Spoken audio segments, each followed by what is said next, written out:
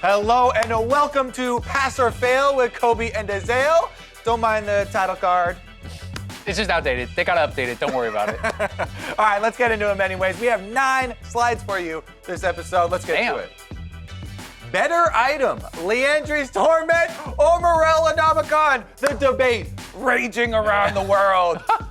This is a loaded question right here. It's all situational, right? Exactly. That's the truth of the matter. If you just have to turn off your brain and build one item all the time, I'm gonna say this, but it is situational. It depends on what you're trying to do. Are you fighting front to back? Is it squishies? Is it tanks?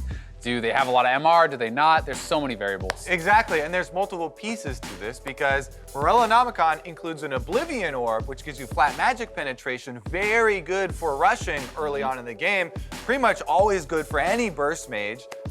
Leandri's, like you're talking about, situational. Do you have long range? Do you have poke? Do you have CC on the team to get more out of the burn? Do they have healing on their team? What a loaded question. I like this pass or fail, raising the difficulty. You went Leandri, so I'm gonna go Morel Anomicon. I like burst Perfectly mages. balanced. And I'm gonna say that I do need the Grievous Wounds. There is healing on the enemy team. They got Soraka, leave them alone. Don't attack me. Next slide. Will losing make Cloud9 better in the long term? We had a little bit of this debate on the dive. Honestly, if you just steamroll the entire season and you don't get a hard check from another good team, and I think that's key, that it has to be a team performing well against you. TSM really pressed them and showed them some areas to improve. I do think it's good. Yeah, I'm with you completely. I mean, if your losses are just you trolling because you're not taking it serious, then no, that does not make you better. But if you are doing your best and teams are rising up to your level and competing with you, you can only be as good as your strongest opponents, right? It's like you have to continually be pushed to improve week over week. So I would say yes, I think TSM challenged them and they were better this weekend. All right, well, this next slide. Happier with their 2-0. Hyundai Thieves or Evil Geniuses? Ooh. This is a very close one. Yeah. I am going to slightly edge it to 100 Thieves. Because I know they were feeling especially stressed and going through a lot of stuff just within the team, just from talking to the players. So I give that a slight edge, but I think Evil Geniuses really need this also, especially with all these push for playoffs. Both teams really on the rise. Yeah, both teams really trying to make it into those final playoff spots. I know 100 Thieves have a really tough strength of schedule down the split. I think they still have TSM, C9, maybe even FlyQuest. They have a really rough schedule. I'm gonna go with EG just because I feel like EG are seeing the development in the squad as far as, the issues that they had with Jizuke not being on the same page. It feels like the team is really coming together, really meshing. And that 2-0 really did feel like, hey, it's working. We are coming together, we are improving, and I think EG is playoff bound. Definitely earned it. Next slide.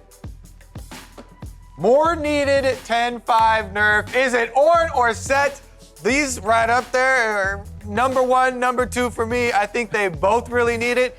I'm gonna say Ornn just because I like to delay the free money aspect of it. I like where the nerfs are going. Yeah. Set to me, I was planning on sprinkling them into my jungle rotation. A little dash of Set. I'm a little bit, one's a little more close to home, but I never played Ornn, never played top lane, so. Yeah, sound the horn. I think it's this. Ornn, this guy is just, He's like too easy to have an impact on the game. It's so frustrating to play against this champion and feel like even if you are ahead, you know how much value he's going to be having. You like later. 1,000 gold? Oh, that's nice. Yeah, I would like that. Thank no problem. You. Didn't know I got a free phone. Keep that for later. No, I will. I'm gonna need that back. No. Finders keepers.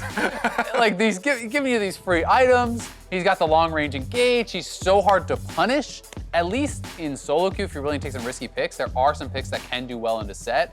Ornn just feels like, what do you do? It's just a brick wall. He's a tank that also has a big percentage health damage proc on Brittle, so he can trade well. Next one. What is better, playing for dragons or playing for gold? On the new patch, since we just talked about 10-5, okay. I really like playing for gold now. I have increased my priority on taking Rift Heralds in solo queue just as a jungler because they increased the value of turret plates. And Rift Herald now, with the increased range that you basically always get cashed in on your activation for Rift Herald, I think the Shelly is rising in priority for me because you can push through the early game. Yeah, I mean, if you're kind of comparing, okay, which would you rather have, 2 early Heralds or 2 early Drakes? I think it's not even close. I think it is that. But if you are saying, hey, those 2 early Dragons are gonna get you towards the soul, then I'm going with the soul. I'm going with this because playing for Dragons, if you can complete the set, if you get the 4 Dragons, Captain Planet flies down, gives you that Ocean Soul, you're gonna be feeling really, really good because that feels like a big win condition if you can get all 4, where this is kind of more pushing you towards what might win for you later. I like the early game win conditions there with the money, increased priority there. Also, Elder Dragon, not even in the mix, so I'm glad we don't have to. He's a dragon. That one. I take that. You don't get to claim it. I take those. Next slide. Get your phone, get the Elder. Should Team Liquid have sub Doublelift back in? Kind of controversial because it's such a short little stint. If you consider that the first 2 games he was sick and they're counting that, then it would technically only be 1 where they actually benched him for the motivational. Yeah, I would say yes. This is an easy one for me. I think that, you know, this is something that he maybe not as motivated during the split, but I feel like they can handle that kind of internally. Doublelift has been so dominant in North America for so damn long. Team Liquid is already having all kinds of problems with the visa issues. Their team is not coming together. They're 6-8 now. They need Doublelift because they need to win. Making playoffs, like, that is a possibility that they could actually miss it. I think they just need some consistency from anywhere on this team. This team has been changing pieces all split long, visa issues, players subbing in and out. So once they have finally the final roster here, keep them in, see how they can actually get into playoffs because playoffs already, bit of a question mark, so I'll go yes. Next slide. Who would you rather rework, Master Yi or Tryndamere? I am actually at the phase where I've been banning Master Yi a lot, both because of duo boosters that use Taric plus Yi combination. I know they're throwing some more nerfs at Funnel to try and completely eliminate that, but it's also just tilting when I'm jungling and the bottom lane gives a double kill to the Master Yi early on, and I'm slapping my forehead. Now he's got a Rage Blade all of a sudden for some reason, and it rips through your team, so I'll go with Master Yi. Yeah, I actually hate Master Yi so much. It's one of those champions that, like, if I pick my champion before Yi is picked, and then the rest of my team doesn't pick CC, I actually want to dodge. I have no interest in playing out this game if I don't have a Lulu or something to lock this champion down, because when Yi gets ahead, he is so frustrating. But as far as rework, yeah, probably Yi. I think Tryndamere is more of like a functioning champion kind of in the game right now compared to Yi. He could probably use some love. All right, next slide. What would feel worse, Team Liquid missing playoffs or Cloud9 missing finals? I'd probably say for the Team Liquid players, Team Liquid, and for the Cloud9 one's Cloud9. But for me as a viewer, as a fan of the league, it's actually really hard. So they're really weird, but I don't know if they're worse. So this is a bigger disappointment as far as expectations. Like, we talked about this on the dive. I think this is the biggest disappointment in LCS history if this stacked roster doesn't even make playoffs. But for the league, this would feel so bad. They dominate the whole year and then Well, and they're playing so well, so people are excited. Hey, how will Cloud9 do internationally, right? And if they don't even get a chance to do there, I think that for NA fans might actually feel worse. Yeah, I think everybody's excited for Cloud9. They don't want to see, our big representative that we want to push off and have success not be in the finals. Confidence probably there. Like you're saying though, big disappointment if Team Liquid don't make playoffs. That is gonna feel terrible. Next one.